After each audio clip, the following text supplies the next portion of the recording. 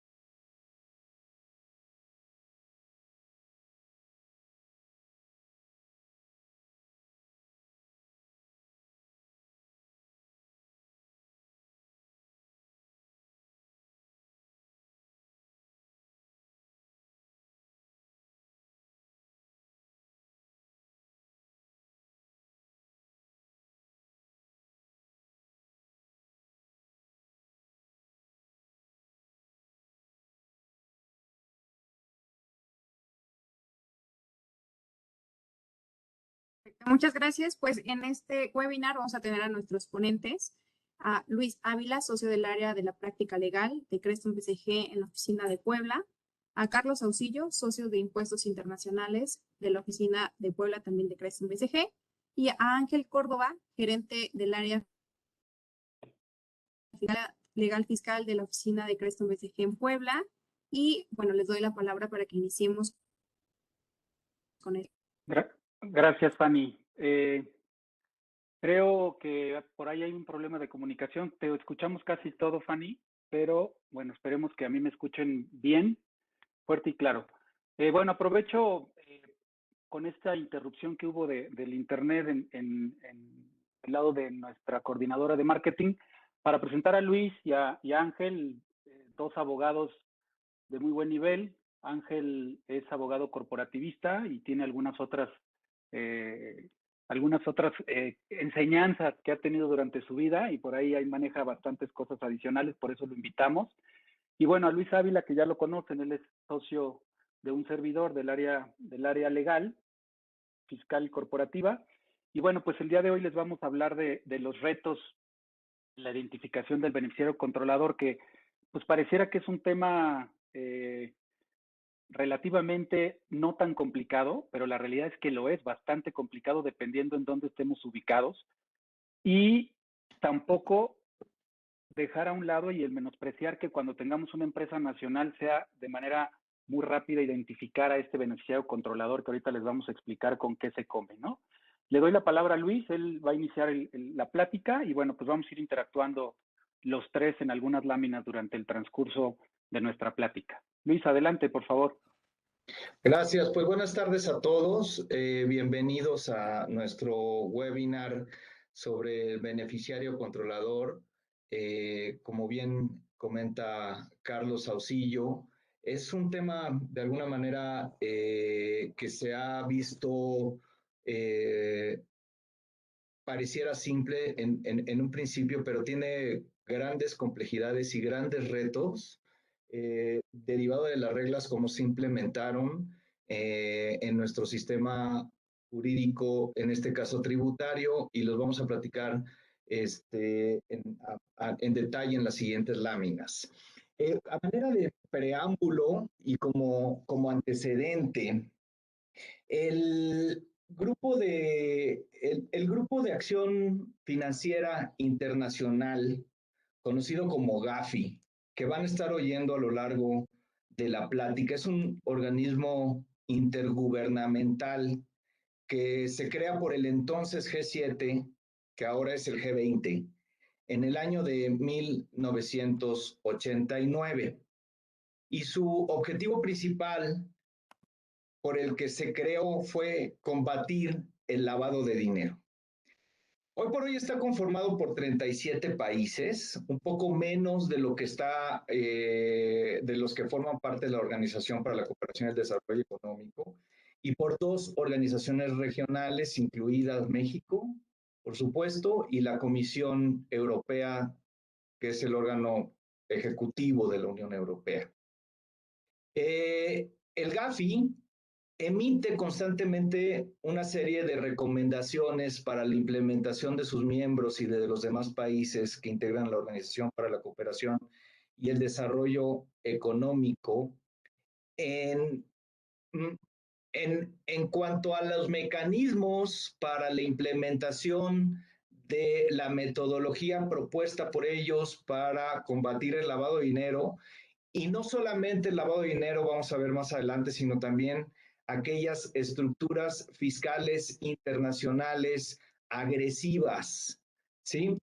Es importante conocer este contexto porque estas recomendaciones que emite el GAFI debemos de utilizarlas para efectos de conocer e interpretar la finalidad y la aplicación de las reglas relacionadas con el beneficiario controlador, como lo vamos a comentar un poquito más adelante. La siguiente, por favor, adelante.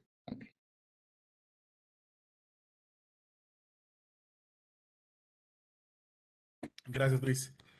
Bueno, de inicio tenemos que platicar sobre la cooperación internacional. Muchos de estos países miembros del GAFI firmaron la Convención de Palermo, que se firma en la ciudad de Palermo. Se llama Convención de las Naciones Unidas contra la Delincuencia Organizada Transnacional. Y esta cooperación internacional, en el contexto que ya vimos, digamos que de alguna manera se establecieron las bases para lo que es hoy las WIFs modernas. En estas unidades de inteligencia financiera se buscaba recopilar, analizar y difundir todo lo que tuviera que ver con blanqueo de dinero hacia el interior de los gobiernos. Entonces, esta cooperación internacional puso las bases para las diferentes WIFs. Ahora tenemos en México, por ejemplo, la WIF de la Fiscalía, que digamos que es investigadora, pero tenemos también la WIF de la Secretaría de Hacienda. Entonces, ellos son los que recopilan toda la metadata y son los que de alguna manera hacen el análisis. De igual manera, las WIFs entre ellas pueden cooperarse. Es decir, una WIF puede internacionalmente cooperar con otra si es necesario, y esto está establecido en la Convención de Palermo. Por eso es que pueden transmitir información. Adicionalmente, en esta cooperación internacional se establecieron las bases para el congelamiento de activos entre países y la extradición de personas responsables por crímenes en territorios extranacionales. Es decir, se establece que hay personas que pueden ser responsables fuera de otro país de delitos que se cometen en ese país. Esto ha sucedido, digamos, en los tiempos modernos con todos los narcotraficantes que hemos podido analizar en los últimos 10 años.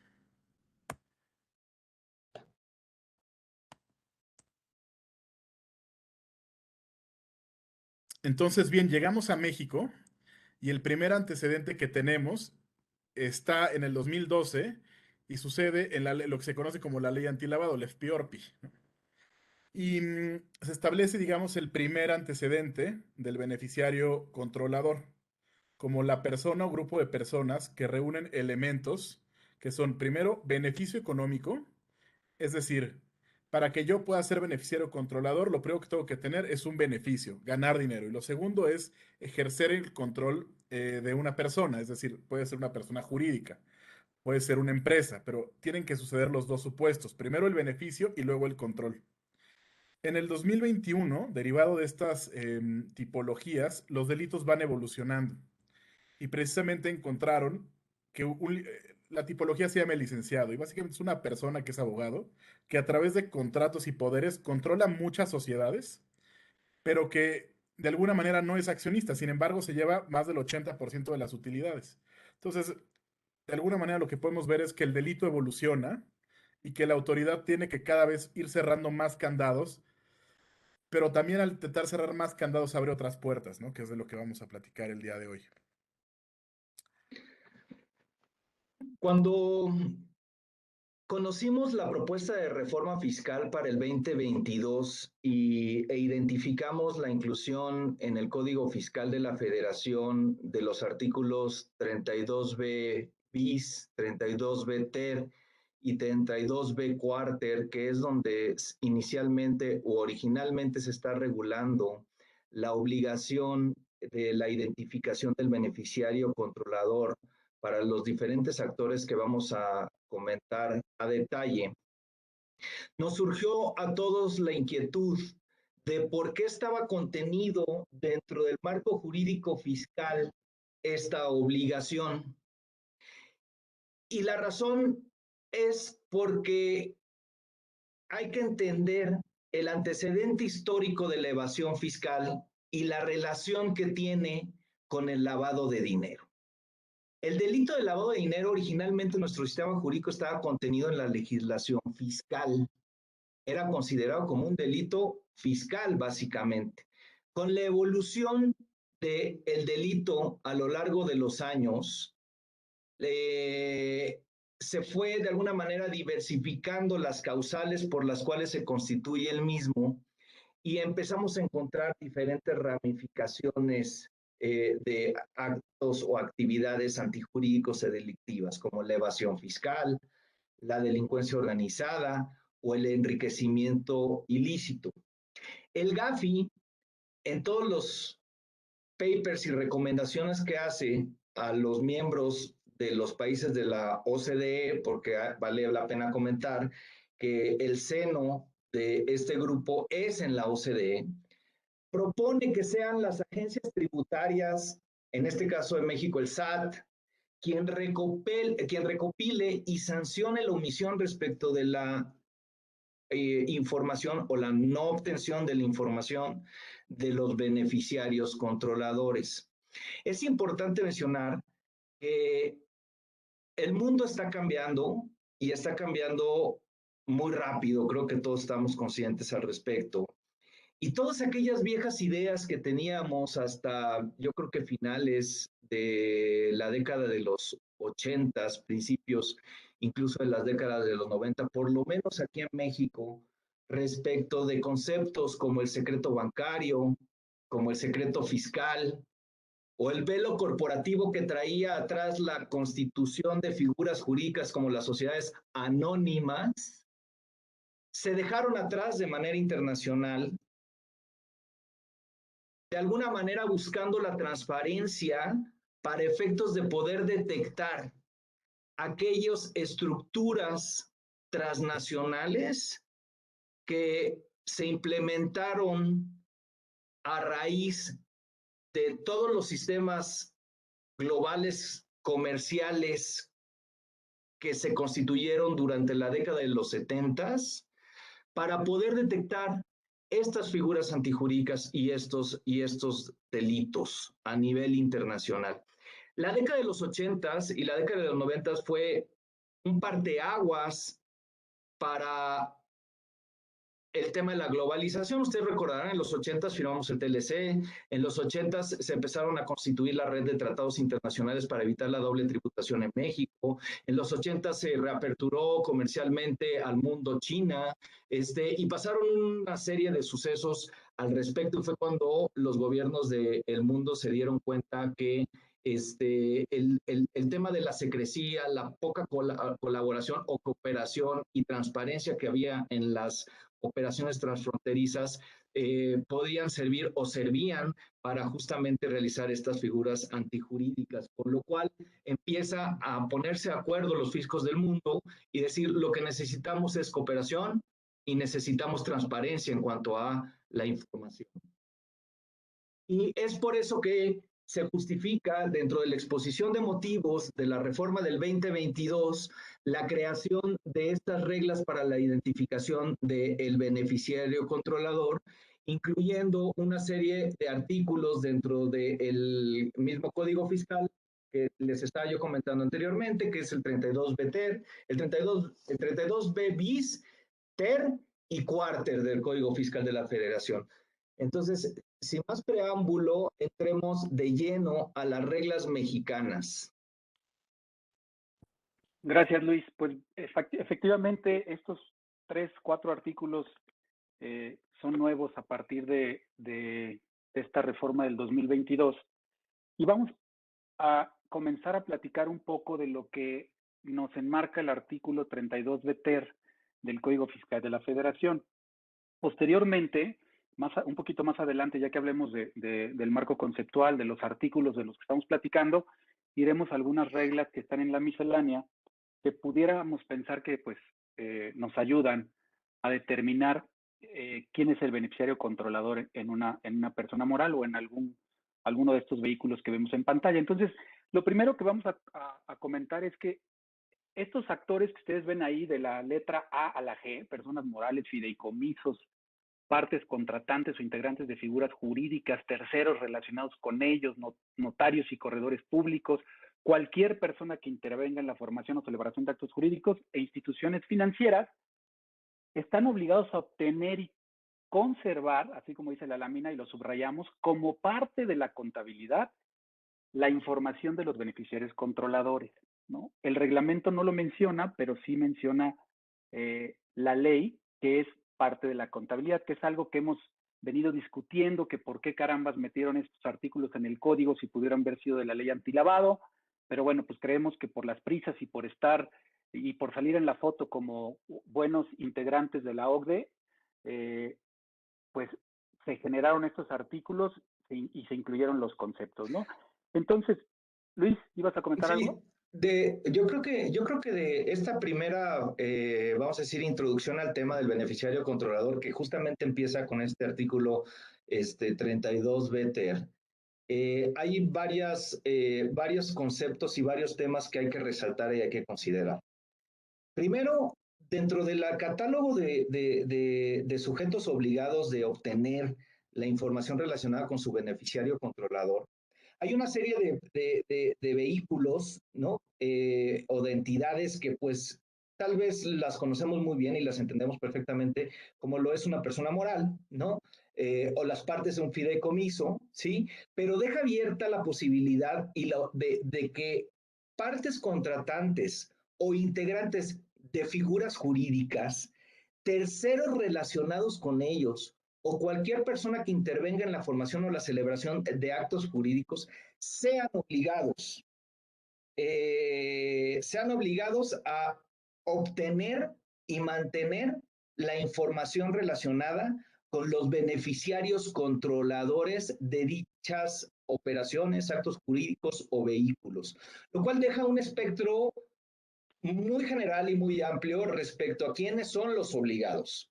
Es un punto muy delicado. Y por otro lado, el hecho de que esta información que estamos requiriendo tiene que formar parte de la contabilidad, trae implícito una serie de consecuencias para los contribuyentes, tanto nacionales como los grupos multinacionales, que puede darle la posibilidad, en este caso a la autoridad fiscal, de concluir con consecuencias muy graves para los contribuyentes. Entonces, este primer párrafo del artículo 32B ter sí trae, vamos a decir de alguna manera, jiribilla en cuanto a estos conceptos de cómo se están de alguna manera manejando, ¿no? Exacto. Sí, fíjate Luis, que ahorita que comentas eso, la obligación recae obviamente en estas personas que estamos platicando. El SAT es el que nos va a solicitar esta información, ¿no? Se la vamos a tener que proporcionar al SAT. Y este artículo dice que la información la presentemos, obviamente, a requerimiento de la autoridad, pero tiene que ser fidedigna, completa y actualizada en sus beneficiarios controladores. ¿Esto qué quiere decir? Que primero tengo que empezar a trabajar en entender qué es un beneficiario controlador. Obviamente, voy a empezar a ver cómo puedo generar esa información y si en el Inter ya que la tengo, hay algún cambio, tengo la obligación de actualizarla, ¿no? Incluso esta información la pueden solicitar autoridades fiscales extranjeras, ¿no? Obviamente dice la ley que es previa solicitud y al amparo de un tratado internacional de una autoridad extranjera, ¿no?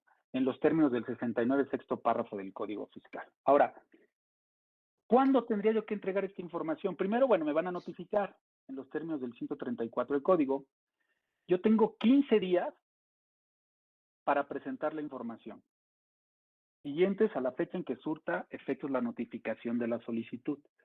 Y puede ser prorrogada mediante una solicitud debidamente justificada esa prórroga y obviamente dentro de los plazos previos al cumplimiento de los 15 días hábiles siguientes.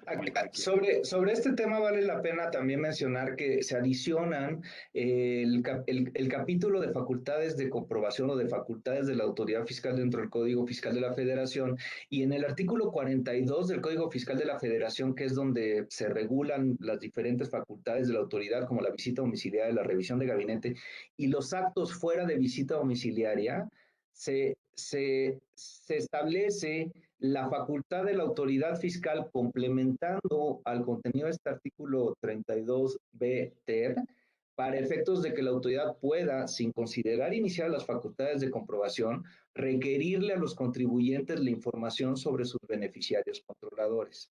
Pero podríamos caer, vamos a decir, en la comodidad de decir, bueno, me preocuparé entonces cuando me lo pidan, porque de alguna manera tendré 15 días, prorrogable 10, para obtenerlos. Sin embargo, hay que recordar que de la propia redacción del artículo se desprende la obligación también de las instituciones financieras y de los notarios públicos y corredores para obtener y recabar esta información respecto de los actos u operaciones en los que intervengan, lo cual tiene como consecuencia que para cualquier movimiento con instituciones financieras, el otorgamiento de créditos, la apertura de cuentas bancarias, inversiones, contratos para derivados, contratos para coberturas, etcétera, así como cualquier instrumento que tendremos que llevar a cabo ante un fedatario público corredor o notario, protocolizaciones, etcétera,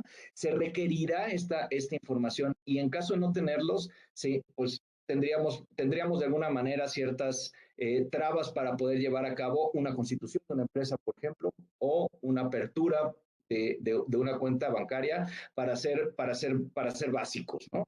Entonces, no debemos de caer en el error de que, pues, de aquí a que me lo pida la autoridad, y si es que me lo pide, empezaré yo a recabar esta información, porque además vamos a ver más adelante que dentro de las reglas que se emitieron en la resolución miscelánea fiscal para el 2022, viene una serie de requisitos, metodologías y protocolos que debe de implementar y tener implementado ya el obligado a tener la información de su beneficiario controlador.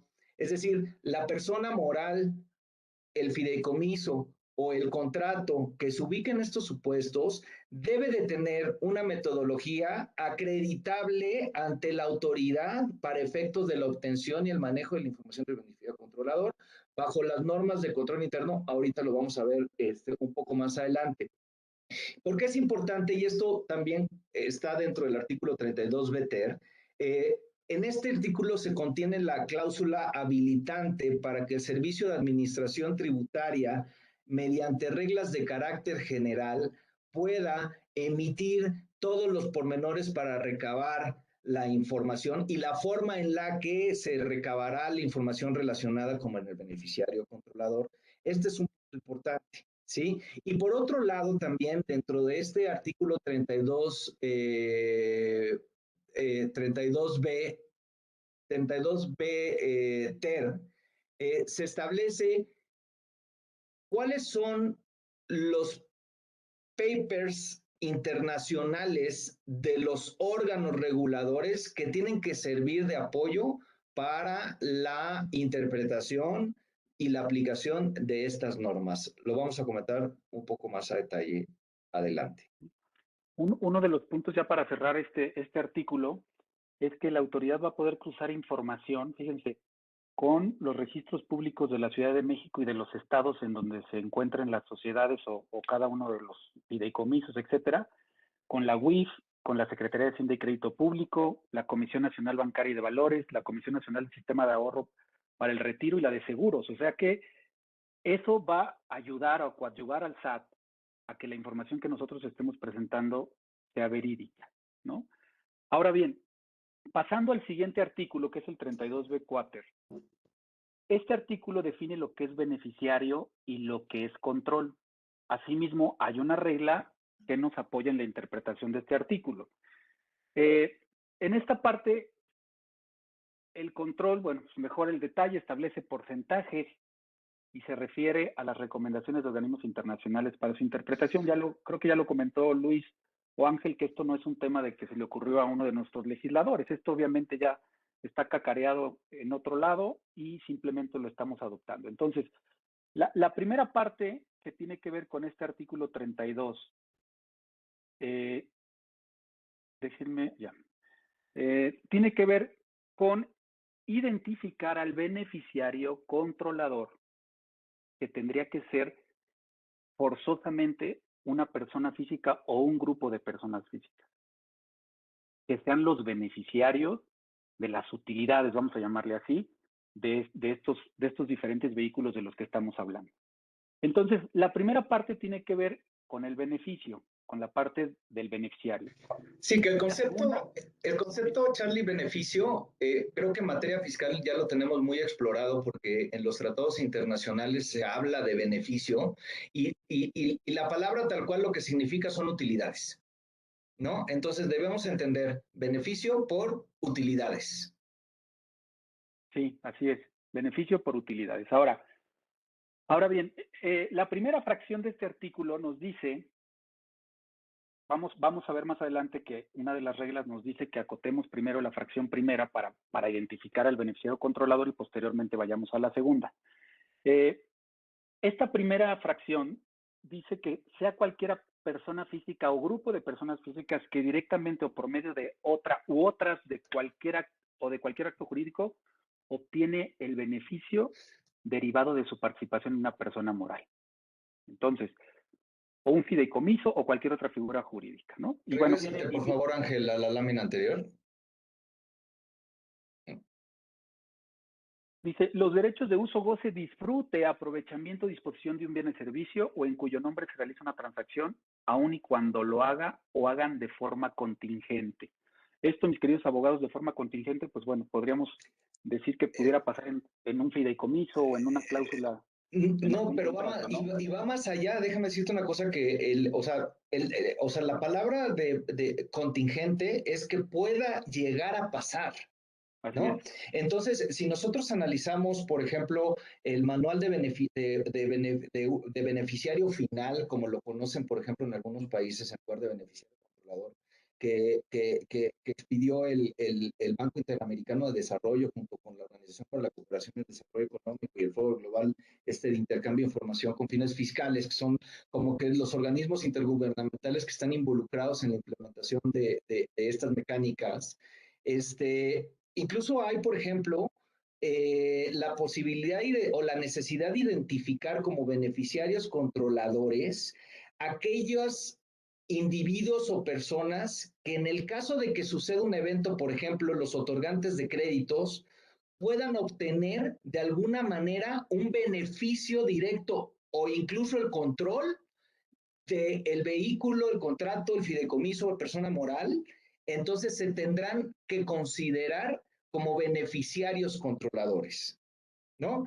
Y de aquí podemos echar a volar nuestra imaginación en cuanto a poderes sin representación, los mejores conocidos como testaferros, ¿no? O prestanombres, o contratos, por ejemplo, que tenemos entre accionistas y demás. Por ejemplo, también podemos estar hablando de temas de usufructos, etcétera, en donde están sujetos a ciertas condiciones contingentes que puedan llegar a obtener al final de que se realice esta operación un beneficio ¿sí? O obtener el control del vehículo, ¿no?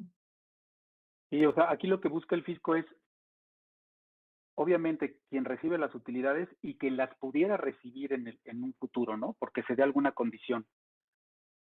La fracción segunda habla precisamente del control que puede ejercer la persona física o el grupo de personas físicas, ya sea directa e indirectamente, o igualmente de forma contingente, cuando ejercen el control sobre una persona moral, fideicomiso o cualquier otra figura jurídica, ¿no?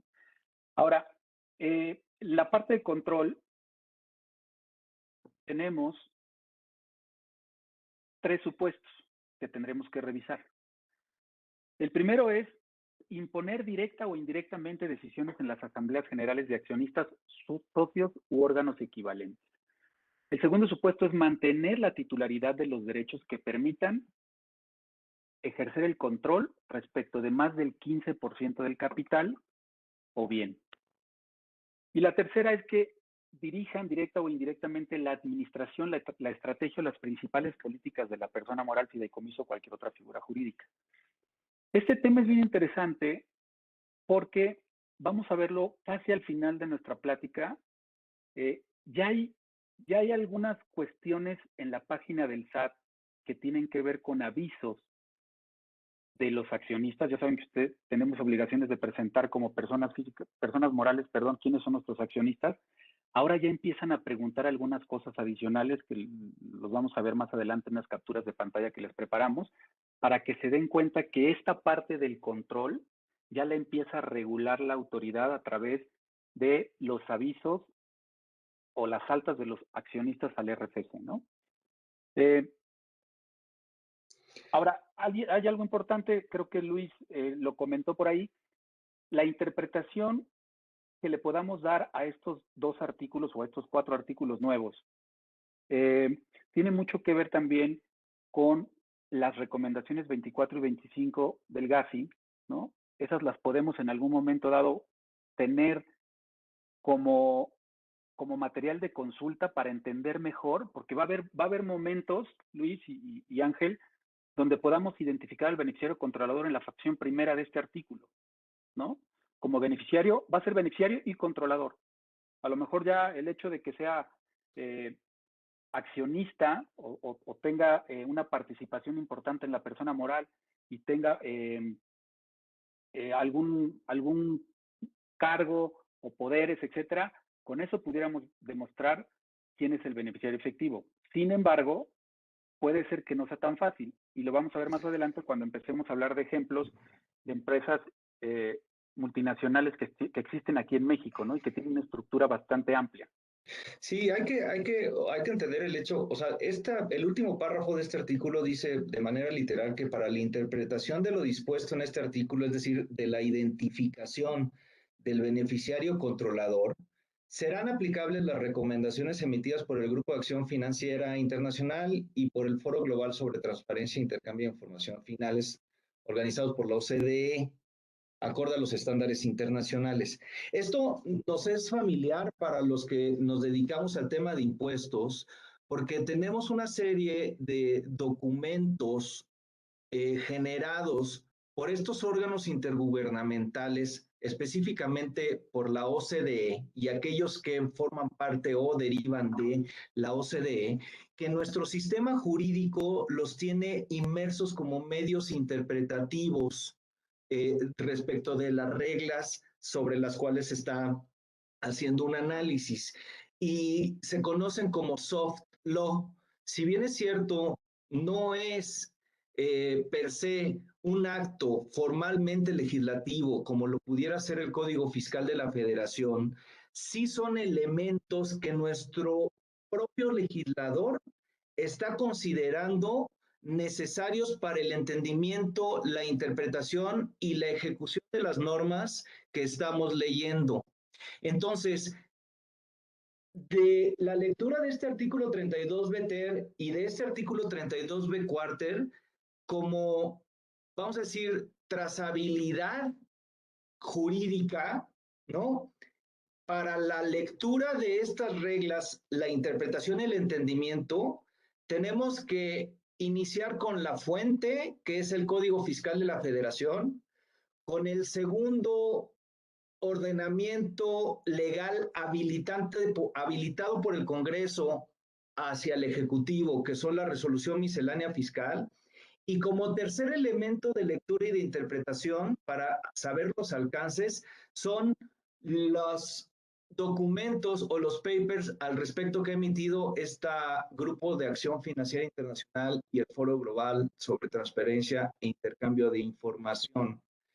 Y esto en relación a otros ejemplos que tenemos u otros casos que tenemos en la misma ley tributaria mexicana, como por ejemplo la aplicación de las guías de precios de transferencia para efectos de lo propio en cuanto a los estudios de precios de transferencia, o como por ejemplo la aplicación de los comentarios al modelo tratado de la OCDE para efectos del entendimiento e interpretación de los tratados para la doble tributación en los que México sea parte, son soft law que forman parte de nuestro sistema interpretativo o fuente legal para el entendimiento de estas reglas. Existen 17 criterios jurisprudenciales en el Poder Judicial de la Federación que hablan sobre este concepto de soft law o de ley blanda, ¿no? Y de alguna manera concluye ya el Poder Judicial de la Federación en diferentes tribunales a nivel colegiado, incluso a nivel Suprema Corte, que son métodos de interpretación auténtica respecto de las reglas que son formalmente legislativas para entender las figuras e instituciones jurídicas del derecho internacional que estamos aplicando domésticamente. Entonces, es importante que lo consideremos y que no nos quedemos con la lectura de lo que tenemos, porque va más allá. Y cuando la autoridad fiscal revise, requiera el cumplimiento de esta obligación, la discusión será respecto de estos tres universos o grupos de normas: el Código Fiscal de la Federación, la resolución miscelánea fiscal y los documentos emitidos por estos órganos intergubernamentales. La siguiente lámina, por favor.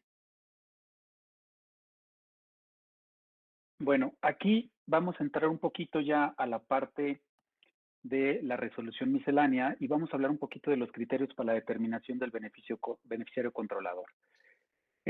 La resolución miscelánea fiscal en la regla 28120, como lo pueden ver ahí en la lámina, habla de dos conceptos importantes que tienen que ver con la cadena de titularidad y la cadena de control. ¿Qué debemos de entender por cada uno de estos conceptos? Bueno, la cadena de titularidad sucede cuando se ostenta la propiedad indirecta a través de otras personas morales, que como lo comenté hace un momento, puede haber compañías que sus socios sean personas morales y así sucesivamente hacia arriba puede haber más personas morales con subholdings y hasta arriba tendríamos que ver si podemos llegar a las personas físicas. La cadena de control es el control que tiene un accionista a través de otras personas morales, ya sean fideicomisos o cualquier otra figura jurídica, ¿no? Y de la parte de Gafi, ibas a comentar, Ángel, tú esos dos puntos que también son importantes y que ya vienen de alguna manera estudiados en otras materias, ¿no? Es correcto. El Gafi para los temas de prevención del lavado de dinero indica que el beneficiario final es la última persona física que recibe estas utilidades. Y ahora, la verdadera pregunta es, ¿él es el beneficiario controlador? Entonces la respuesta sería, depende del grado de beneficio y de control que tiene, puede ser o no ser el beneficiario controlador. Es decir, puede ser que él sea el último beneficiario, pero que no necesariamente él sea quien ejerce las labores de control. Y entonces no sería él el beneficiario controlador. Ahora, el otro ejemplo que pone el Gafi es el de control legal, en el que te dice, bueno, una persona puede, digamos, actuar en representación de alguien y dependiendo la amplitud de sus poderes y del grado de beneficio económico, puede ser o no controlador, que este era el ejemplo que poníamos de la tipología de licenciado que incorpora la UIF mexicana en el 2021. Es alguien que ejerce control legal y que se lleva tantas utilidades de la empresa que se vuelve beneficiario controlador. Sin embargo, puede ser que no sea el beneficiario final. Es que Adelante. cuando estuvimos discutiendo sobre el tema, estábamos en principio, antes incluso de que salieran estas reglas, con la disyuntiva de si se tenían que dar los dos supuestos que están en el 32 BTER de beneficiario y de controlador. ¿Se acuerdan que vimos, incluso lo separamos en las láminas anteriores en dos? Primero beneficiario y lo que dice la fracción primera del artículo 32 BTER y después controlador, que es la fracción segunda del artículo 32 BTER. Lo que te propone el SAT en esta regla 28120, en el primer párrafo, es una metodología para la interpretación. Y lo que te está diciendo es, a ver, primero, identifica al beneficiario, aplicando la fracción primera. Y dice la regla, de forma sucesiva, y después, si de la fracción primera no ha resultado en la identificación del beneficiario, aplica lo dispuesto en la fracción segunda, que es los conceptos de control.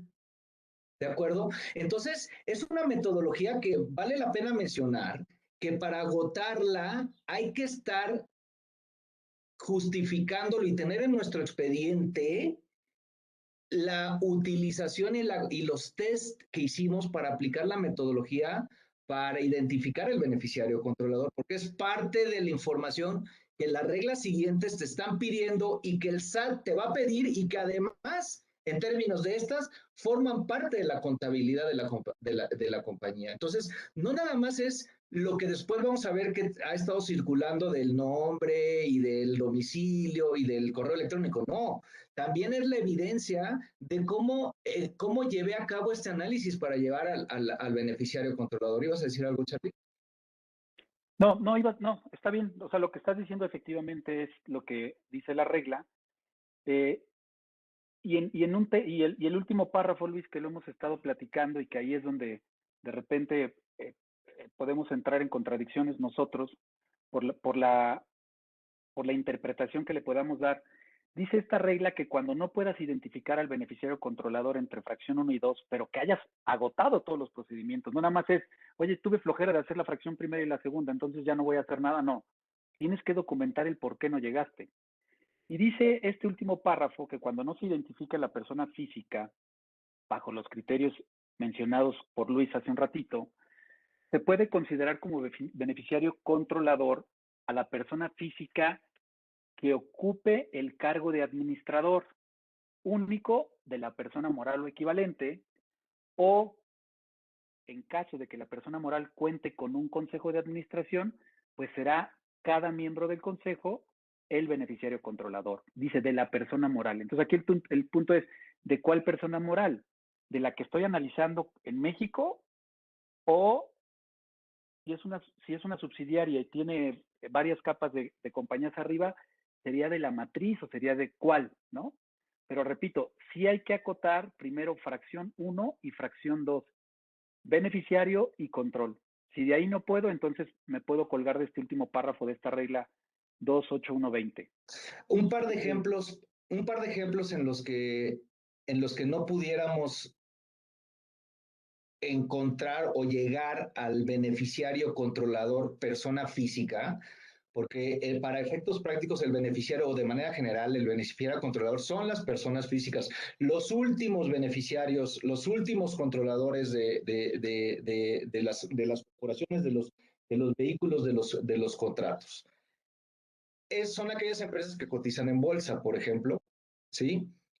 O si en algún momento de una estructura internacional está en medio alguna sociedad que tenga acciones al portador o títulos al portador.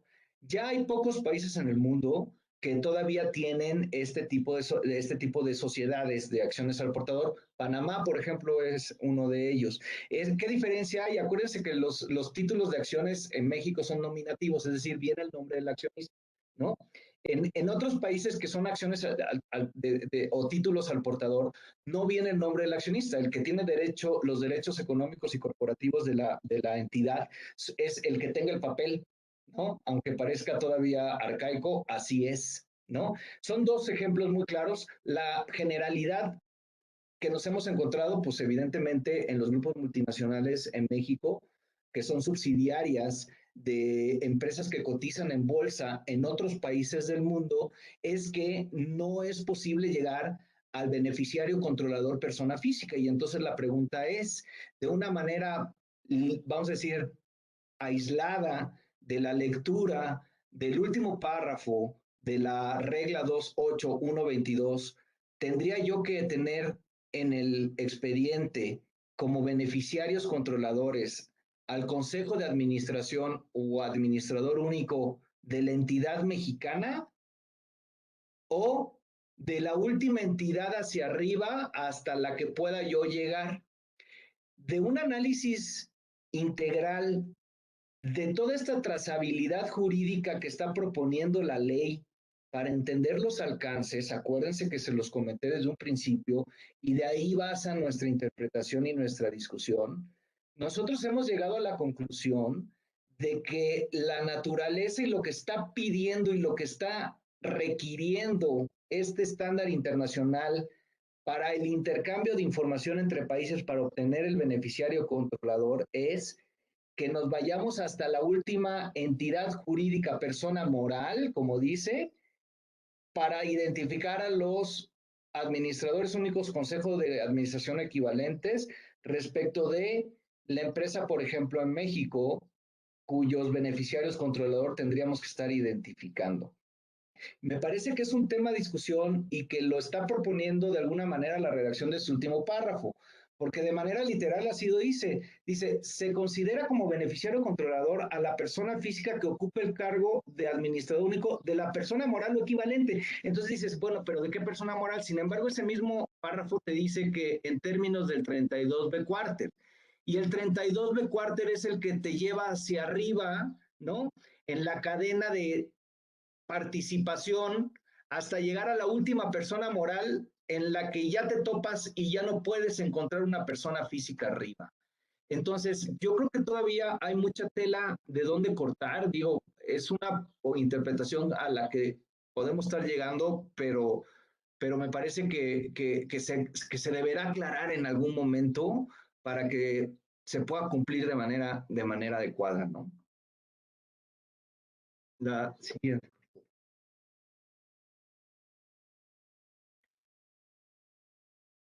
Bueno, esta regla, la 28121, es otra regla que nos ayuda de alguna manera a dilucidar un poquito mejor los artículos que están en el código. Y llama mucho la atención que en esta regla lo que nos solicita la autoridad es que tengamos procesos de control interno debidamente documentados.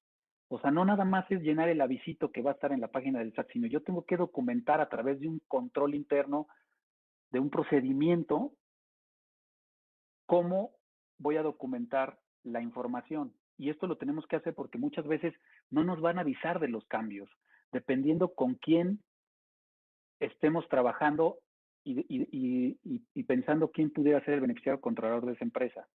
Porque a veces no nos van a avisar, ¿no? Y este es un tema que otra vez, y que me perdonen mis amigos abogados, pero a los contadores nos van a poner a chambear, ¿no? Siempre el cliente, ¿no? No, pues que lo haga el contador, no, pues que lo haga el abogado mejor, porque no Qué es bueno tan fácil. qué O bueno que hagamos lo mencionas justo. eso. Qué bueno que mencionas eso, porque ha sido una discusión incluso interna que han tenido varios clientes de quiénes, o sea, dentro de la organización, quiénes son los obligados de generar esta información y de generar este file y esta metodología para la identificación del beneficiario controlador. Y es el área fiscal, es el área legal. Yo diría que no es ninguna de las dos, es el área de compliance, pero muchas compañías no tienen un área de compliance. Entonces me parece que tiene que ser una obligación de alguna manera compartida por ambas, porque las consecuencias son fiscales, las reglas están dentro de disposiciones jurídicas fiscales, pero necesitamos el apoyo definitivamente de la parte legal para poder identificar hacia arriba las diferentes tenencias accionarias, propiedades, ejercicios de voto y demás para poder llegar a la identificación del beneficiario controlador, ¿no? Entonces, es un tema, insisto, fiscal, pero tiene un trasfondo jurídico muy complejo para poderlo identificar, ¿no? Sí, exactamente. Sí, porque hay muchísima información que revisar, Luis y Ángel, y dentro de esa información, pues está toda la parte corporativa, todas las actas de asamblea, ventas de acciones, etcétera, ¿no? Reestructuras, toda esa parte es importante que se empiece a validar y a tener el historial de quién pudiera ser ese beneficiario controlador. En esta regla, eh, obviamente nos habla de lo que ya platicamos de los procesos de control interno y dice que deberán, cuando menos, los vehículos de los que ya hablamos, personas morales, fideicomisos, cualquier otra figura jurídica, todos los que mencionamos hace un rato, tienen la obligación de identificar, verificar y validar adecuadamente al beneficiario controlador de las personas morales, fideicomisos o cualquier otra figura jurídica, ¿no? Ahora, ¿lo van a requerir las autoridades? Sí, lo van a requerir las autoridades. Debemos de tener o de obtener más bien, como dice la lámina, conservar y mantener la información fidedigna, completa, adecuada, precisa y debidamente actualizada. Esto lo ponemos así porque cuando lleguemos a la parte triste que son las multas, los supuestos son estos, ¿no? O sea, si tienes información que no es fidedigna, te voy a dar un garrotazo y te voy a poner una multa. Y ahorita vamos a ver las multas que también están léperas y groseras, ¿no? Y es que fíjate cómo primero, en la regla anterior vimos dos conceptos, ¿no? Que de alguna manera ya es información que debemos de estar recabando y tener, que es la cadena de control y la cadena de titularidad, ¿sí? O sea, debemos de tener dentro de nuestro expediente la identificación de estas dos, ¿no? Además de para llegar al beneficiario económico. Pero además, para obtener esa información, lo que dice esta regla 28121, que es lo que comentabas, literal dice, se deberá implementar procedimientos de control interno debidamente documentados, ¿no? ¿Qué quiere decir esto? Que la autoridad fiscal, cuando requiera la contabilidad de la compañía, dentro de la contabilidad tiene que venir el procedimiento de control interno relacionado con la identificación del beneficiario controlador. Para los contadores es muy claro a qué se refiere con control interno. Y sabemos que existen metodologías y estándares internacionales para la implementación de controles internos, ¿sí? Pues bueno, en relación a esta regla, ya tenemos la obligación de tener hoy implementado un control interno para la identificación del beneficiario controlador, ¿no? Y Con así es, toda la sí. metodología y la evidencia.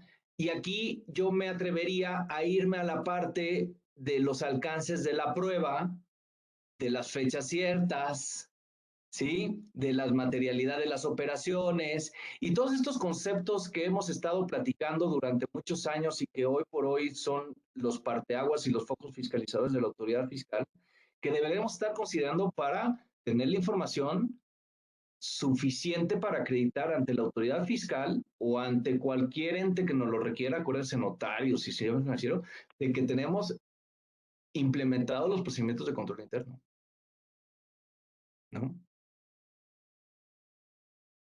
Sí, de acuerdo. Y bueno, platicábamos también de la cadena de titularidad y la cadena de control. También debemos de conservar la información del beneficiario controlador. Por eso les decía yo que no nada más es irnos al administrador único o al consejo de administración personas físicas, sino tenemos que acotar esto y para poderlo acotar pues necesitamos meternos y analizar un sinfín de información que pudiera servirnos para poder llegar a una conclusión y identificando al beneficiario controlador, ¿no? Aquí fíjense que una de las consecuencias que consideramos importantes es eh, probablemente si son empresas dictaminadas con las que trabajamos ustedes o que mis socios son auditores, probablemente tuvieran que poner una salvedad para efectos tanto financieros como fiscales y no tienen esta información. Y además se considera incompleta la contabilidad, que ese es otro tema importante, ¿no? La autoridad, sabemos cómo está la autoridad ahorita, ¿no? Los que nos dedicamos a esto sabemos que está de cabeza, requiriendo y queriendo cobrar hasta por cosas que no proceden. Y no dudo mucho que de repente nos llegue una revisión de algo, pero que realmente el sentido sea agarrarte por el lado del beneficiario controlador, ¿no? Entonces hay que tener mucho cuidado con esto porque no les recomendamos que, como tengo 15 días, Creston dijo que teníamos 15 días y sí, efectivamente está en la ley y puedo pedir una prórroga de sí nos da tiempo. No va a dar tiempo porque es muchísima la información. Adelante. No, con simplemente esta metodología o estos procedimientos, que los procedimientos son métodos o metodología de control interno, o sea, yo creo que trae un trabajo atrás para la implementación del mismo y para poder determinar cuál es la forma en la que la acreditamos, la determinación, que yo creo que no es de una semana ni de dos, ¿no?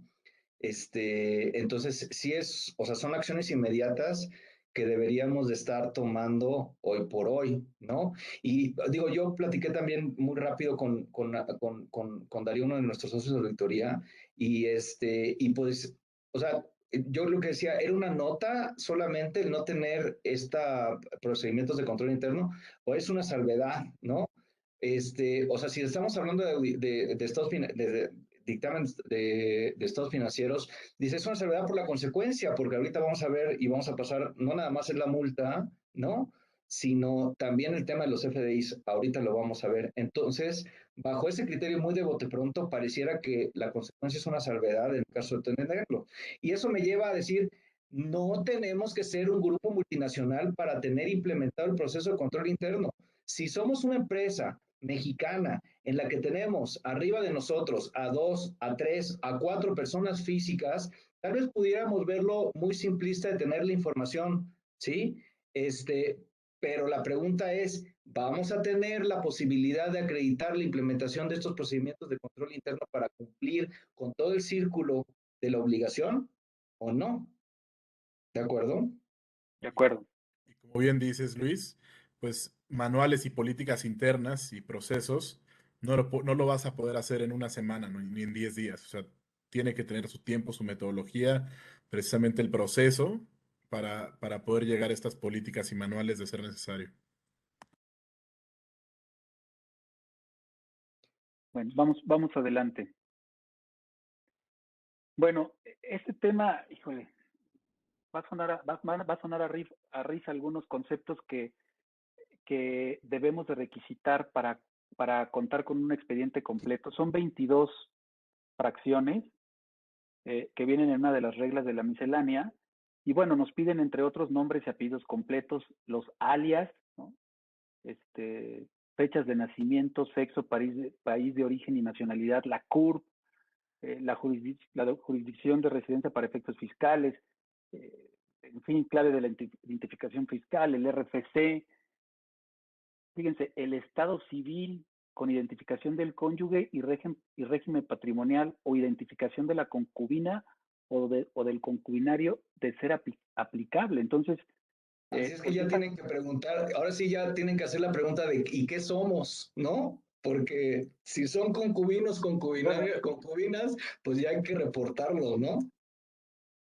exactamente, Luis, exactamente. Y espero que no tengan un alias así medio feo, porque pues también hay que ponerlo en la información, ¿no? El Fíjense taco, que ¿no? suena a broma, pero la realidad es que esta información la va a pedir la autoridad, ¿no? Entonces, pues el alias que tengas también lo vas a tener que decir, ¿no? El grado de participación en la persona moral o en el fideicomiso figura jurídica para ver si ejerces los derechos de uso, goce, disfrute, aprovechamiento o disposición de un bien, ¿no? O algún servicio o efectuar alguna transacción. La siguiente, gracias Ángel. La descripción de la forma de participación o control directo o indirecto, número de acciones, partes sociales, participaciones o derechos o equivalentes, lugar donde las acciones, partes sociales o derechos equivalentes se encuentren depositados o en custodia, Hay cosas hay muchas empresas que seguramente ni las acciones tienen físicamente, ¿no? Fecha determinada desde la cual la persona física adquirió la condición de beneficiario controlador. En fin, una serie de requisitos, cargo del administrador único de la persona moral o equivalente, fecha en la que haya acontecido una modificación, tipo de modificación de la participación o control, ¿no? Vamos a ver más adelante que hay por ahí 3 supuestos en la página del SAT cuando presentamos cambios en los avisos de accionistas que tienen que ver precisamente con esto y con las reformas que se fueron dando a la ley, ¿no? Adelante, por favor. Bueno, hasta este momento, regrésate tantito, por favor. Hasta este momento, o sea, yo identifico o debemos de identificar ya varios retos, ¿no? El primero de ellos es la implementación de la metodología para la identificación del beneficiario controlador. El segundo de ellos es la identificación del o los beneficiarios controladores. El tercero es implementar los procedimientos de control interno para tener esta información y para mantenerla fidedigna, adecuada, verídica y actualizada. ¿De acuerdo? Pero la segunda, más bien la última, o el último de los retos que de alguna manera yo estoy identificando es la obtención de cierta información que la resolución miscelánea fiscal en esta regla 28122 está pidiendo respecto a posibles beneficiarios controladores que están fuera de México, es la cantidad de información que debemos de estarle pidiendo al residente en el extranjero. En México está requiriendo 22 datos para integrar el archivo de beneficiario controlador. Que si vemos en la lámina anterior, por favor, las primeros 1, 2, 3, 4, 5, 6, 7, 8, 9, 10, 11 datos. De los 22 son datos personales. Y los datos personales es un bien jurídicamente tutelado. El nombre de todos nosotros, nuestra dirección, nuestro sexo, nuestro país de origen, todo eso son datos personales. Insisto, son bienes jurídicamente tutelados que incluso se elevan al nivel de derechos humanos. ¿De acuerdo? Y entonces hay que de alguna manera buscar un equilibrio entre esta situación, ¿sí? O este tratamiento y el compartir esta información para efectos de cumplir con esta regulación, porque no nada más van a estar estos datos en la autoridad fiscal, también van a estar en los notarios, en los corredores, en las instituciones financieras. ¿De acuerdo? Las instituciones financieras de estos 3 grandes actores que estoy viendo, creía yo que son las que tienen mucho más protocolos de seguridad del manejo de la información y aún así se le da mal uso. ¿De acuerdo? Ahora, si nos vamos a la experiencia internacional, porque como ya les había yo comentado, esto no es un tema nuevo, nos vamos a voltear con nuestros corporativos, la siguiente, por favor. Nos vamos a voltear con nuestros corporativos y les vamos a comentar que se implementaron las reglas de beneficiario final o de beneficiario controlador en México, la siguiente, por favor. Y para ellos va a ser, ok, está bien, pues ya lo tenemos aquí. Por ejemplo, en Reino Unido fue el primer país en donde se implementó antes del Brexit, ¿sí? Pero a diferencia de México, por ejemplo, Reino Unido te pide 9 requisitos. La siguiente.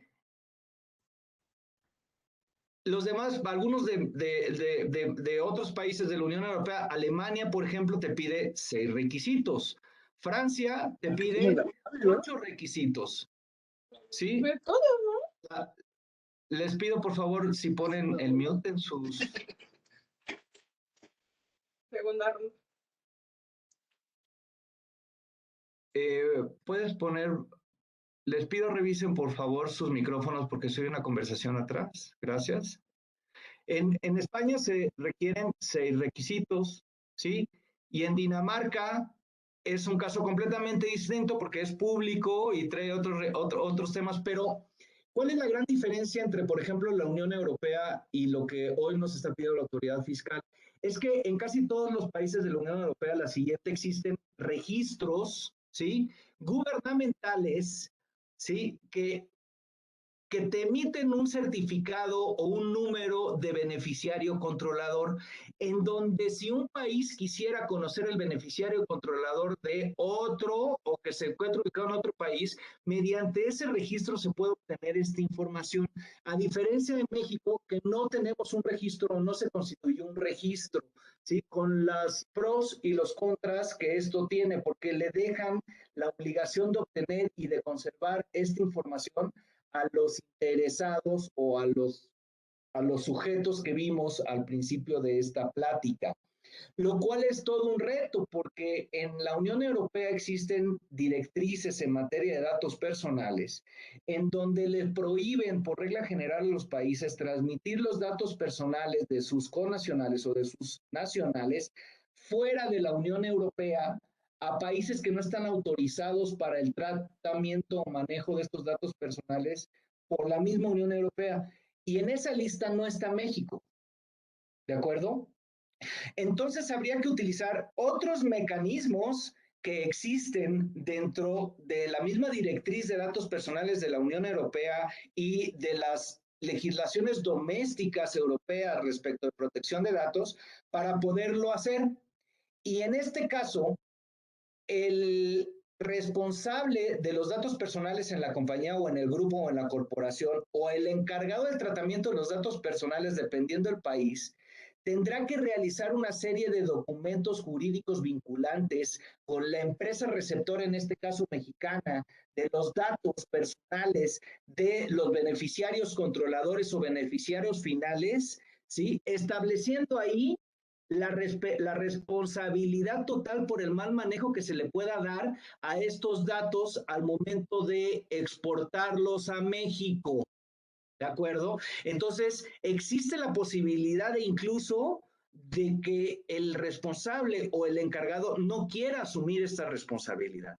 Es un problema y un conflicto de leyes que tenemos respecto a ello que es probable que nos pueda llegar o que pueda llegar a pasar que no podamos a completar, como lo pide la resolución miscelánea fiscal, la totalidad del file. Y esto entonces tendríamos que empezar a tomar decisiones desde un punto de vista legal para efectos de defender nuestra posición, de tener un archivo limitado hasta donde estas leyes nos lo permitan, ¿sí? Y empezar a tomar acciones y tenerlo justificado ante un requerimiento de cualquiera de estos factores que la ley establece, ¿no? Siguiente.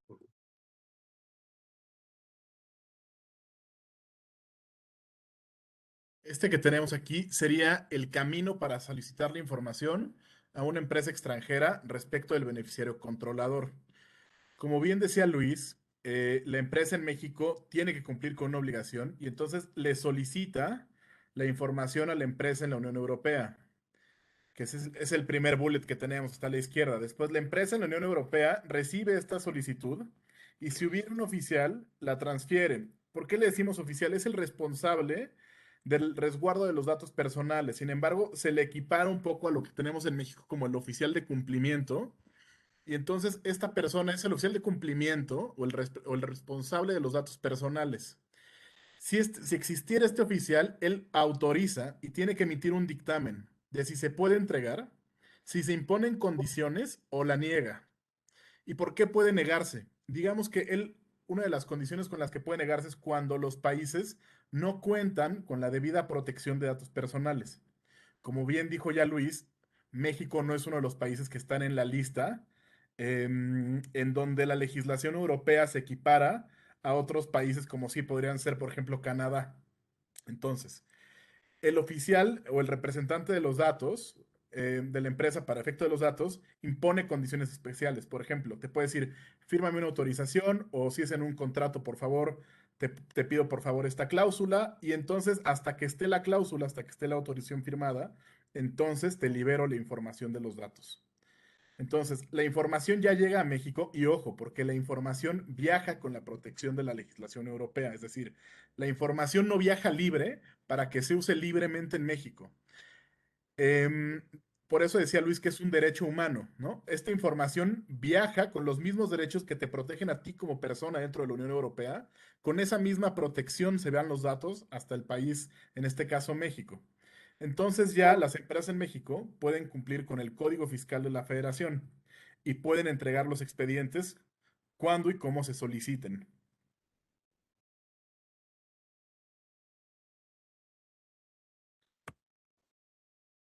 Muy bien.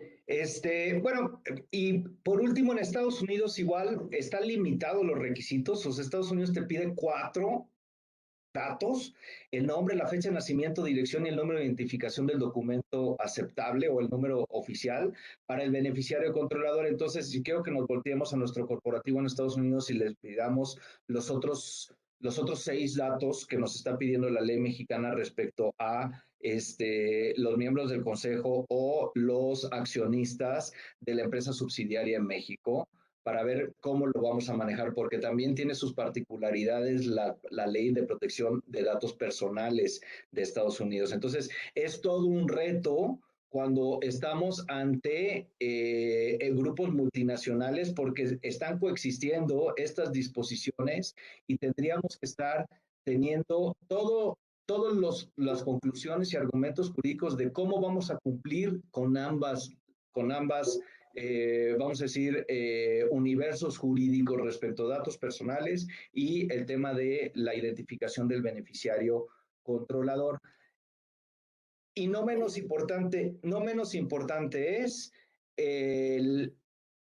la obligación de los grupos mexicanos y de los fideicomisos mexicanos y de los contratos mexicanos respecto a la implementación del control interno y la metodología para la identificación y el mantenimiento de la información del beneficiario controlador, ¿no? Sí, Luis, nada más para sumar un poco a este comentario. Cuando nosotros le pedimos a las transnacionales, o digamos, en este caso, a las matrices, por favor, mándame tu información. El argumento de es que me lo está pidiendo la ley, es que lo exige el GAFI, no va a ser suficiente porque ellos también son miembros del GAFI, ¿no? La Unión Europea es miembro del GAFI, Estados Unidos es miembro del GAFI, y entonces no podemos utilizar eso como argumento y no va a ser suficiente.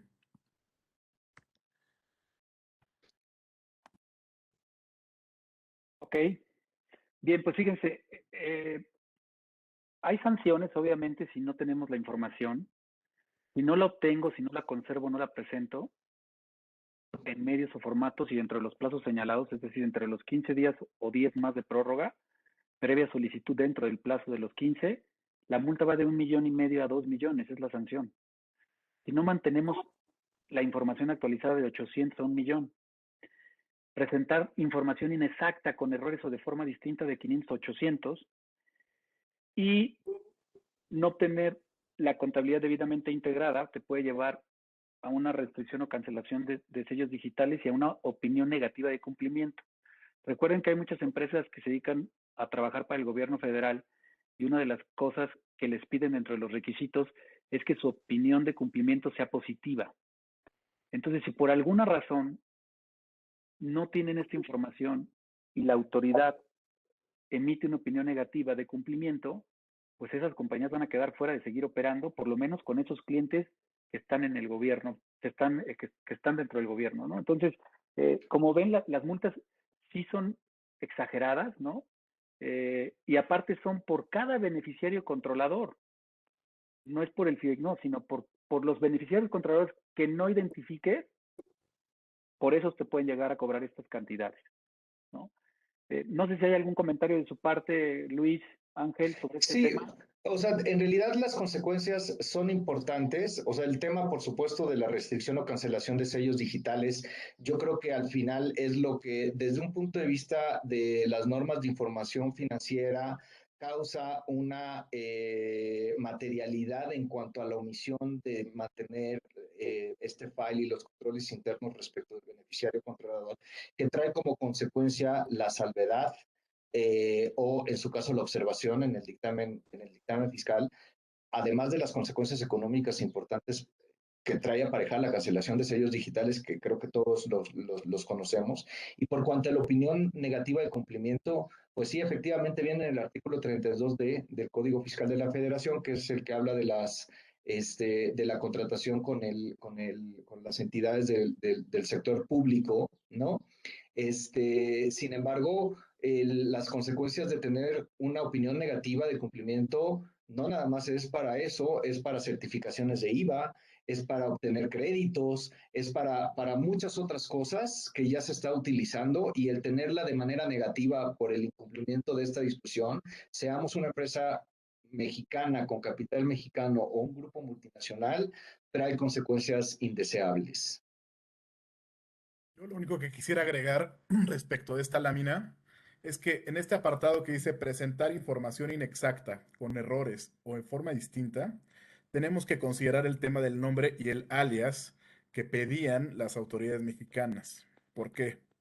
Existen países, digamos, en Medio Oriente, en Asia, dígase China, Corea del Sur, Japón, también en Dinamarca, Suecia, donde no tenemos una traducción literal para los nombres y entonces utilizan alias algunas personas. Hemos visto o hemos conocido a lo largo de muchos años empresas chinas que se ponen, por ejemplo, no sé, se pide el señor Lee, ¿no? Y el señor Lee en realidad tiene un nombre mucho más complejo, pero se pone señor Lee para que entonces él pueda perdón, él pueda obtener, digamos, una identidad occidental. Entonces hay que tener aquí nada más cuidado con el tema de la información inexacta porque la multa va de 500 a 800,000.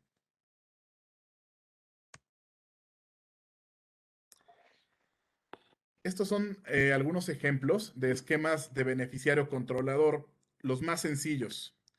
Digamos, podrían ser estos dos. En una empresa, existe una empresa que tiene el 80% y digamos que de esta empresa que tiene el 80% existe un socio que se llama Javier que tiene el 90%, ¿no? Entonces, en este caso donde las empresas son prácticamente lineales, Javier es muy fácilmente identificable. Entonces, él es un beneficiario controlador fácilmente identificable. Después tenemos, en el ejemplo de la derecha, tenemos cuando ya hay multiplicidad de socios con distinto capital, con distinto nivel accionario. Entonces, el beneficiario controlador, en este caso, por ejemplo, es Diego, porque Diego tiene 60%, mientras que otros pueden tener menos, ¿no? Por ejemplo, Uriel el 35, Marco el 15, a lo mejor tuviera el 51, etcétera. Entonces, lo que les quiero decir es que quien tiene más es quien finalmente em, es el beneficiario controlador. Ahora bien, Luis, en las formas más Sí, complejas. claro, o sea, como les comenté, es todo una metodología que trae involucrado varias disposiciones de hard law, como es o de leyes duras, pues, como el Código Fiscal, la resolución miscelánea de soft law, o leyes blandas, como son los instrumentos internacionales o los papers internacionales. Y el manual sobre beneficiarios finales del Foro Global sobre Transparencia e Intercambio de Información con Fines Fiscales del Banco Interamericano de Desarrollo propone ciertas, vamos a decir, particularidades que debemos de estar considerando para la identificación del beneficiario controlador. Si lo vemos de una manera muy simplista, pues nos vamos a la titularidad de las acciones, ¿no? Que de alguna manera, pues todos así lo leímos cuando nos empezamos a familiarizar con la regla, pero va muchísimo más allá, ¿sí? Porque a lo mejor podemos ser titulares de las acciones, ser beneficiarios, tener más del 15% respecto de la regla mexicana, porque el estándar global es 25, pero en México dijeron no, más del 15% de la tenencia accionaria. Pero a lo mejor tenemos acuerdos entre accionistas en donde la titularidad de los derechos del voto está segregado, ¿no? O, por ejemplo, tenemos otros acuerdos de titularidad para accionistas nominales, ¿sí? O estructuras de cotitularidad, ¿no? Cuando, por ejemplo, ya segregamos la propiedad de las acciones o hay un acuerdo entre accionistas en donde estamos de alguna manera garantizando posiciones dentro del consejo o posiciones dentro de los órganos de dirección de la sociedad que nos pudieran llevar a considerarnos como o a considerar, no obstante seamos accionistas de menos del 15%, como beneficiarios controladores, ¿no? También puede haber asociaciones contractuales o conexiones personales con gerentes o directores, ¿no? Y hacemos el chiste de, pues es que si mi pareja es la que me controla, pues en realidad él es el beneficiario controlador, ¿no? Y incluso en el manual sobre beneficiarios, o sea, sí pone esos ejemplos, ¿no? Quien pueda ejercer el control gerencial y el derecho a nombrar y a remover a la mayoría de los directores de una corporación, de una sociedad, de una empresa, es considerado como beneficiario controlador, sin tener que ver con el hecho de la titularidad de las acciones, ¿eh? Por ejemplo, el receptor de un préstamo u otro beneficio, como en un arrendamiento de propiedad, una licencia por el uso de propiedad intelectual, por ejemplo, las franquicias, ¿no? Que contengan condiciones y que permitan ejercer el control. Luego, muchas veces en los contratos de crédito hay disclaimers, ¿no? En cuanto a no poder cambiar la estructura accionaria, no poder distribuir dividendos, no poder cambiar al consejo de administración, no fusionarse, no escindirse, etcétera, que llega a haber tanto control en estos candados que pudiera ser que quien está otorgando este crédito sea un beneficiario controlador contingente. ¿Sí? ¿Recuerdan de esa discusión que estábamos teniendo a principios de la plática sobre la contingencia que dice los 32 Bs en el Código Fiscal? ¿No? O, por ejemplo, que haya otra prerrogativa para ejercer influencia significativa sobre la actividad corporativa, ¿no? Ya habíamos dicho, derechos de voto, derechos de decisión o derechos a beneficios, ¿sí? Acuérdense que hay derechos económicos y hay derechos corporativos de manera generalizada en las entidades mexicanas y no necesariamente están todos sobre unos. Por ejemplo, se generalizaron las APIs a nivel nacional cuando se crean en la ley del mercado de valores. Y empezamos a jugar y a ser muy creativos con los paquetes accionarios generados con las APIs, en donde limitábamos derechos corporativos, incrementábamos derechos económicos y demás, en donde a lo mejor nuestra participación es pequeña, pero nuestro derecho económico es mucho más alto que quienes tienen la mayoría en cuanto a los votos y decisiones corporativas. Y entonces yo soy beneficiario controlador, aunque no tengo más del 15% de los derechos de voto o derechos corporativos, ¿no? Entonces son mucha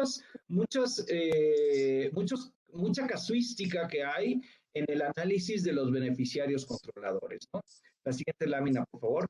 Y digo, solamente para algunos ejemplos que está proponiendo este manual sobre beneficiarios finales ya un poco más complejos, ¿no? O sea, tenemos estructuras nacionales en donde está segregada la tenencia accionaria en diferentes vehículos, ¿no?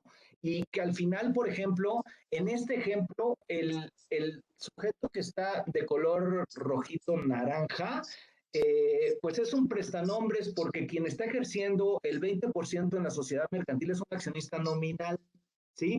Pero quien tiene los beneficios económicos de este accionista nominal es otra persona física, quien debería de ser considerado e identificado como beneficiario controlador.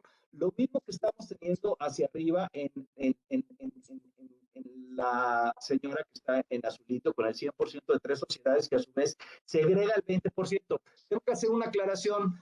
Aquí el ejemplo es 20%. Para llevarlo a México, estos 20% cámbienlos a 15 o a 10, a 5, o a lo mejor, por ejemplo, la sociedad mercantil 1, la sociedad mercantil 2 y la sociedad mercantil 3 pudieran tener el 5-5-5, ¿no?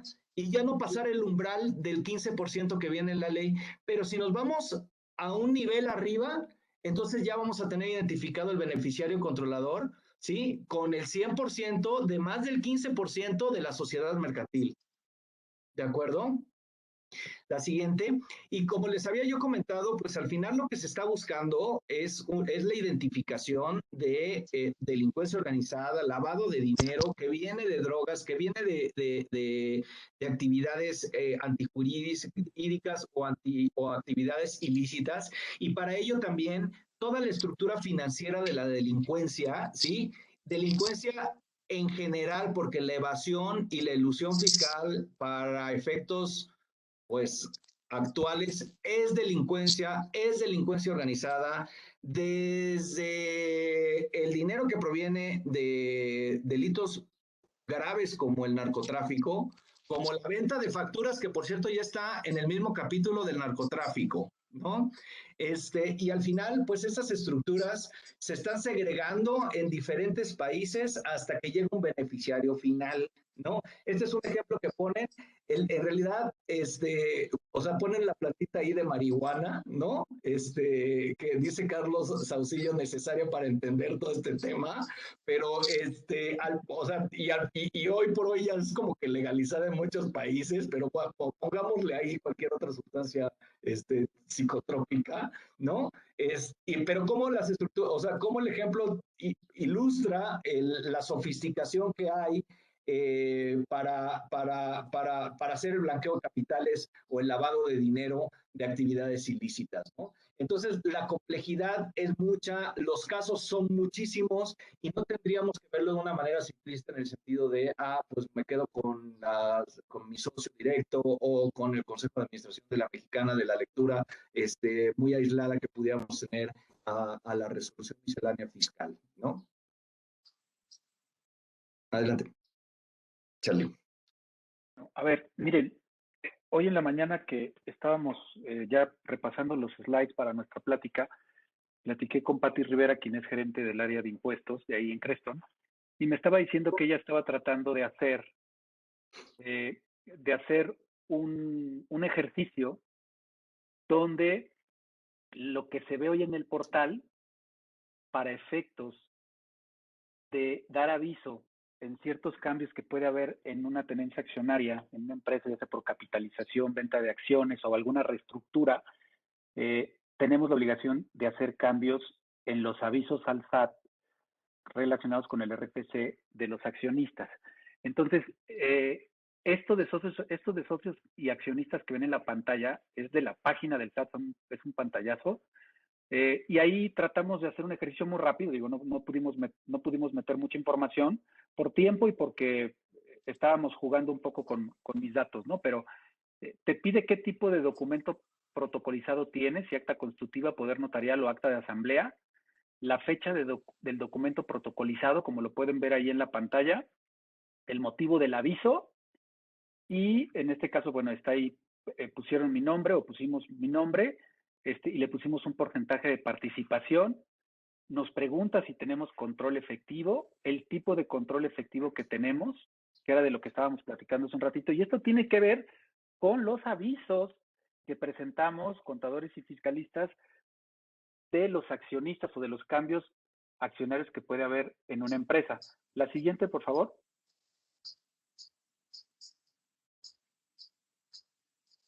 Ya, el motivo del aviso es por tres momentos, ¿no? Reestructura, venta de acciones o capitalización. Entonces, hay que tener cuidado ahí porque los porcentajes pueden llegar a cambiar. La siguiente. Eso es bueno, es pantalla para registrar al nuevo socio, te pide otra vez el control efectivo, si es que lo hay, el tipo de control que tiene, tu identificación, tu nombre, tu fecha final y tu porcentaje de participación, ¿no? O sea, para que vean que esto ya empieza a solicitarlo la autoridad en este tipo de trámite. ¿Qué pasa cuando hablamos de control efectivo? ¿No?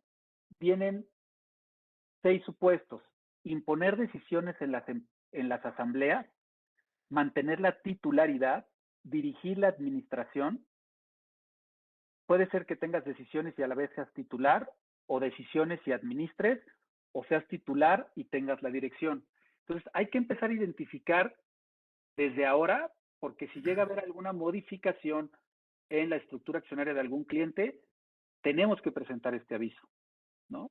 Y aquí es donde nos van a empezar a solicitar esta información que estamos viendo o que hemos visto durante la plática. Y esto es de manera paralela, porque yo creo que es importante hacer la acotación, Carlos, que esto es de manera paralela a la implementación de los controles internos, de la metodología y de la información para acreditar tanto al beneficiario controlador como los procesos utilizados para su identificación, ¿no? O sea, esto ya lo están pidiendo así por como que ya, ¿no? Pero esto es independiente o bueno, es una partecita de todo el cúmulo de situaciones que tendríamos que estar cubriendo para cumplir con la obligación, ¿no?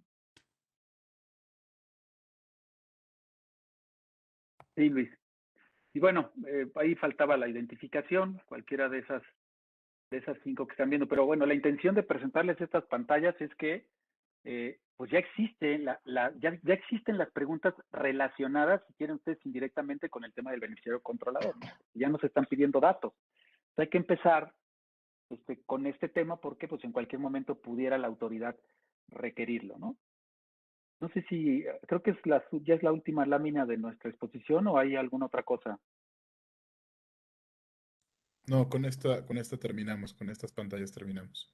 Bueno, tenemos como unos 5 o 10 minutos para abrir una sesión de preguntas y respuestas. Ya hay 3 preguntas en el chat, que ya ahorita estuve revisando.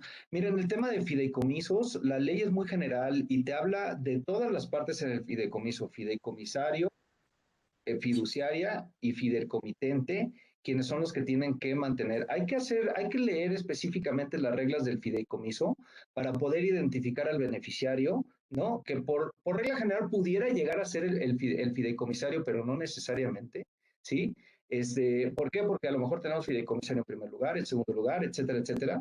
Entonces sí es un tema concreto y que además las fiduciarias van a tener por default que estar requiriendo, ¿sí? Pero de manera paralela tendríamos que ver si en nuestro carácter de fideicomitente, de fideicomisario o de fideicomitente fideicomisario, también tendríamos que cumplir con la serie de obligaciones que estuvimos viendo durante la presentación.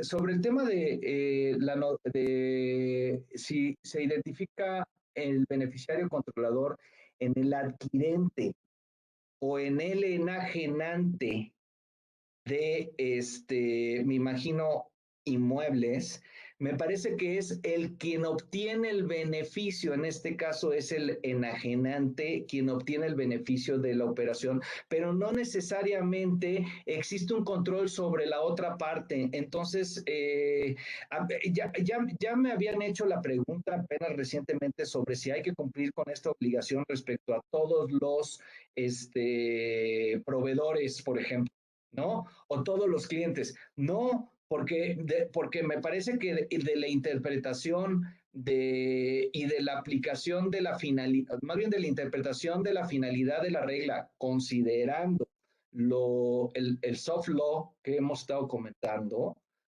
no es la finalidad de identificar la información del beneficiario controlador de un proveedor o de un cliente, porque además ni de control tenemos sobre ellos, ¿no?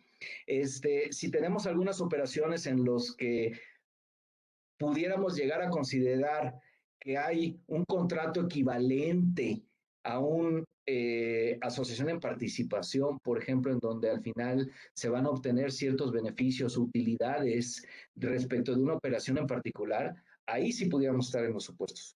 Pero una enajenación compra-venta normalita, ¿no? Te vendo esto y me pagas esto, me parece que no sería la intención de la regla, sujeta a discutirlo y a platicarlo. Otra pregunta que nos están haciendo es si el préstamo bancario es común la restricción de todos los disclaimers. Sí, efectivamente, en algunos casos cuando los disclaimers sean suficientes como para considerarse como beneficiario o como contralor en un caso contingente, sí la institución financiera tendría que reunir esta información, que por default lo va a tener que hacer, ¿sí? Entonces, ojo, porque así va a pasar. De hecho, a principios de año ya estuvieron incluso recabando mucha información respecto de cuentas bancarias de personas morales. No sé si alguno de ustedes tuvo la experiencia, pero así fue, ¿no? Algunos que no tenían como actualizados sus files, ¿no? Dice, no sé si pudieron leer alguna pregunta ustedes, Ángel o Charlie. No, leí las 2 que comentaste ahorita, pero creo que hay otra. A ver, dice, si la empresa extranjera, mismo nombre que la empresa mexicana, es proveedor, acreedor y cliente, proveedor, acreedor y cliente de la empresa, pero no existe un control accionario, ni decisión directa porque el accionista de la empresa mexicana es un prestanombres. ¿Qué opina? Pues sí, definitivamente, o sea, la intención es que se identifique esta persona que al final tiene el beneficio, ¿no? Que lo pudiéramos considerar o como lo conocemos aquí en México como un prestanombres, ¿no? Figura que no necesariamente tiene que ser satanizada porque existen figuras jurídicas, incluso aquí en México, para su utilización, ¿no? Es poderes sin mandato, y en Estados Unidos o en algunas otras jurisdicciones, los conocidos como nominees, pues pudieran llegar a ser permitidos. Entonces, sí hay que hacer un test específico al respecto, ¿no? Bueno, de la compraventa de inmuebles, ya, pues yo creo que ya lo platicamos. Pues bueno, ya son las 6:06. Sería ya. Por nuestra parte es todo. Estamos a sus órdenes, en nuestros contactos, tanto en la página, en nuestros correos, nuestros teléfonos y demás, para seguir platicando sobre el tema, y para confundirlos un poco más si es necesario sobre las reglas que platicamos. Y muchas gracias nuevamente por su asistencia y por su tiempo este día, mitad de semana. Un gusto y que tengan buen miércoles. Igualmente para todos, les recuerdo que tenemos un webinar el 19 de mayo sobre el nuevo marco de las NIF que estarán impartiendo mis socios de auditoría. Los esperamos, seguramente les llegará a su correo. Y muchas gracias a todos por estar con nosotros. Un abrazo. Gracias, Ángel, por tu apoyo, Fanny, para que todo esto se diera como se dio el día de hoy. Un abrazo para todos. Que lo pasen bien. Saludos, muchas gracias. Adiós.